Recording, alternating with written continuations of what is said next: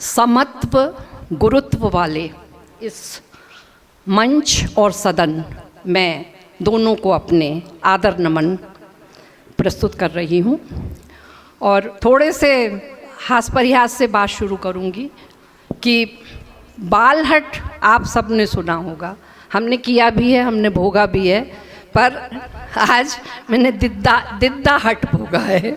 मैं छाया दीदी को दिद्दा बोलती हूँ। समीक्षा के लिए मुझे भी एक ही दिन का टाइम मिला था, पर बात ये थी कि लगातार यात्राओं के कारण मेरा स्वास्थ्य बहुत शिथिल था, पर दिद्दाहट था, पूरा करना था। और जब इनकी लघु कथा संग्रह खोल के देखा तो दो दिग्गजों की समीक्षाएं थी वहाँ, डॉक्टर एला घोष और महामहोपाध्याय की। अब तो टैगोर जी की पंक्तियाँ याद आ गई थीं कि मैं करूँगा नाथ, माटी का एक छोटा सा दिया जो सूरज के आगे कहता है कि मैं करूँगा नाथ। और उसी विनम्र भाव से मैं छाया दीदी के लघु कथा संग्रह बादल का एक टुकड़ा की समीक्षा प्रस्तुत कर रही हूँ। श्रीमती छाया त्रिवेदी द्वारा रचित लघु कथा संग्रह बादल का एक टुकड़ा से जब मैं रूबरू हुई तो सुखद आश्चर्य हुआ कि अरे, इसका तो शीर्षक ही इनकी लघु कथाओं के संपूर्ण कलेवर को समेटे हुए है। बादल का एक टुकड़ा आकाशव्यापी सघन मेघ नहीं होता, वह खंड वृष्टि करता है, पर कितनी राहत भरी होती है वह वृष्टि। ऐसी ही राहत भरी हैं इन लघु कथाओं की खंड वृष्टि। संस्कार धानी के साहित्यिक परिवेश में छाया त्रिवेदी दीदी एक जाना पहचाना नाम है। लगभग सभी विषयों में इनकी कलम चलती है, पर लघु कथाओं के लेखन में निष्णात हैं। इससे पूर्व भी इनका लघु कथा संग्रह जोबेदा खाला की खीर पाठकों की भरपूर सराहना प्राप्त कर चुका है। लघु कथा अब एक प्रामाणिक विधा साबित हो चुकी है, जो साहित्य की अट्टालिका में फिलर नहीं पिलर का कार्य कर रही है। इन्हें कहानी का लघु रूप कहना गलत होगा, क्योंकि पात्रों और परिवेश के विस्तृत चित्रण कल्पना की ऊंची उड़ान के बगैर ये अपने कथ्य, उद्देश्य, प्रवाह एवं प्रभाव में संपूर्णता समेटे होती हैं।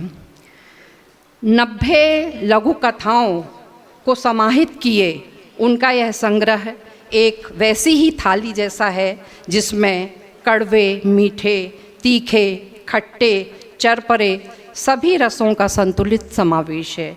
ये लघु कथाएं बड़ी सहजता से अपने कथ्य से सहज संवाद करती हुई अपने उद्देश्य को प्रसारित करती हैं।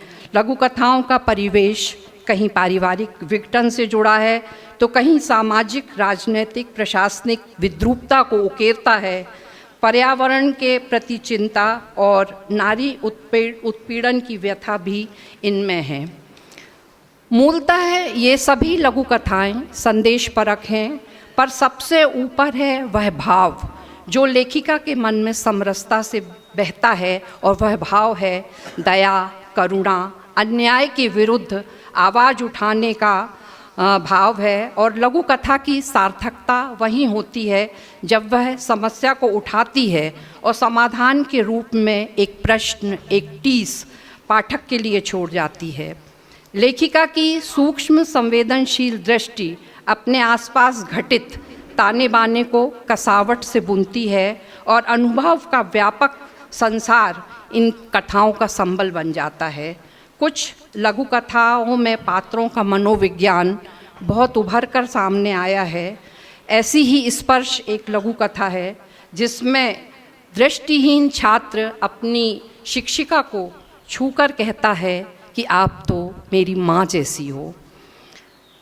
सार्थक संदेश को रेखांकित करती फाइल कथा रिश्वतखोरी पर कटाक्ष है, जहाँ अंततः बड़े बाबू का जमीर जागृत हो जाता है और वे अपने दुष्कर्मों को सुकर्मों में बदलने का प्रयास करने लगते हैं।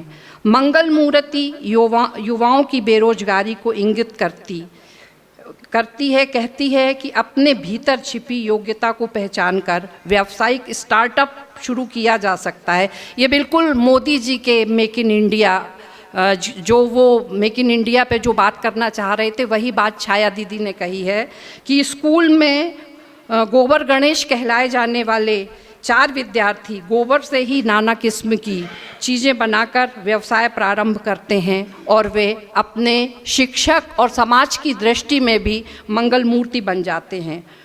कुटकी कथा श्री अन्न यानी मिलेट्स की महिमा बताती है। मुझे आज भी याद है कि बचपन में गांव से एक बहुत ही निर्धन व्यक्ति हमारे घर आया करता था और हमारी दादी से कहता था कि भाई सा क्या करें, कोदो कुटकी खा के गुजारा करना पड़ता है, पेट भरना पड़ता है। और वही कुटकी, रागी, ज्वार, बाजरा अब अंतर्राष्ट्रीय बाजार में शान से खड़े हैं और उनके गुणों से पूरी दुनिया अचंभित है। ऐसी एक और प्रेरणादायी लघु कथा है पत्तल, दोना और करोना, जो हमें भूलती हुई परंपराओं की याद दिलाती है। कोरोना काल में तो ये वरदान साबित हुई ही, पर आज ये पुनः रिफॉर्म होकर हमारे जीवन का हिस्सा बन जाए तो पृथ्वी को प्लास्टिक के अंबार से राहत मिल सकती है। श्रीमती छाया त्रिवेदी की लघु कथाएं मूलतः उद्देश्यपरक, संदेशपरक हैं, जो एक व्यापक कैनवास पर अपनी भावनाओं को उकेरती हैं। हाथी के दांत, किसका घर, अपनों का दर्द, अंधविश्वास, ढोंगी, बिंदास, किताबों की कसम, मानस पुत्र, संकट की पाठशाला, हिटलर दादी, नियति, भोले बाबा, हीरे की चमक, देहदान पर आधारित, आभार, आतंक की कोई शक्ल नहीं, कुली, ऐसी ही लघु कथाएं हैं जो क्रमशः परिवार, समाज व राष्ट्र में फैली विडंबनाओं के व्यापक क्षितिज को स्पर्श करती हैं। मुआवजा कथा सरकारी अनाज मंडी में हो रहे किसानों के शोषण का एक बहुत स्पष्ट दर्पण है, जहां कृषक पत्नी बड़े दुखी होकर रोष से कहती है कि यदि ऑनलाइन ही व्यापार चलता है तो फसलों को भी ऑनलाइन ही उगा ले नेता लोग। यह एक गहरा और विचारणीय प्रश्न है। खीर कथा मन को व्याकुल कर देती है, जहां भूख से तड़पता किसान का बच्चा मंदिर में प्रसाद स्वरूप बट रही खीर की फेंकी हुई पुड़िया में से खीर के कुछ दानों को चखने के लिए पूरी पुड़िया ही खा लेता है और माँ से कहता है कि मैंने कभी खीर नहीं खाई, यह तो मीठी होती है। कुछ लघु कथाओं में परिवार से उपेक्षित अकेलेपन की पीड़ा सह रहे बुजुर्गों की बेबसी का भी चित्रण है। कुआं कथा बताती है कि आधुनिक युग में भी छूत छात की भावना समाज में व्याप्त है। कृष्णकुंज, ज्योति, माँ पागल नहीं है लघु कथाएं बेटियों की शिक्षा और माता पिता के प्रति उनकी प्रतिबद्धता को दर्शाती हैं। समय की करवटों को भांपती ये लघु कथाएं स्वीकार करती हैं कि आज के अधोन्मुख पारिवारिक मूल्यों में भी बेटियां माता पिता की सच्ची साथी हैं। कुल मिलाकर 90 लघु कथाओं में पसरा यह बादल का एक टुकड़ा अपनी कभी भीनी तो कभी तीखी फुहारों से अपने नीचे की बंजर ऊबड़ खाबड़ धरती को न केवल सींचता है बल्कि उसे हरा भरा करने की सामर्थ्य भी रखता है। छाया दीदी ऐसी ही सक्रिय ऊर्जावान रहकर अपनी कलम को गतिशील रखें और खूब यशस्वी हों, उन्हें मेरी अशेष मंगल कामनाएं हैं। समीक्षा की सार्थक पहल के लिए श्री आशुतोष तिवारी जी को मैं अंतःकरण से साधुवाद दूंगी। कृतिकार निर्मला दीदी, समीक्षक श्री शिव कुमार जी, कृतिकार श्री अभिमन्यु जैन, समीक्षक श्रीमती संध्या जैन श्रुति की को भी मेरी तरफ से बहुत बहुत बधाई।